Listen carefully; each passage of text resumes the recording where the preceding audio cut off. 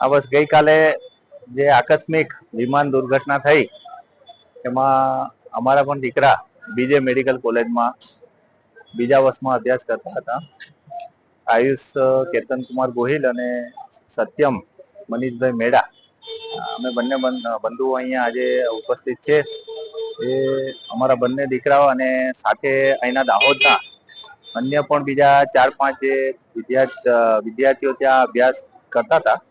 એ બધા જ સાથે મળીને ત્યાં બનેલી આ જે કુદરતી અને આકસ્મિક જે દુર્ઘટનાના કારણે બહુ મોટા પ્રમાણમાં વિનાશકારી જાનહાનિ અને એમની બીજે મેડિકલ કોલેજની જે મેચ છે એ પૂર્ણતઃ આમ ધ્વસ્ત મુદ્રાની અંદર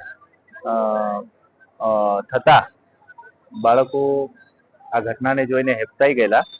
અને અમારા જે બાળકો છે સુરક્ષિત હેમખેમ ભગવાનની એક કૃપા અને કરુણા ગણી શકાય કે એમને કોઈ પણ પ્રકારનો ઈજા ન થતા તંદુરસ્ત અને સારી સ્થિતિમાં અહીંયા હેમખેમ આજે દાહોદના સ્ટેશન ઉપર પહોંચેલ છે.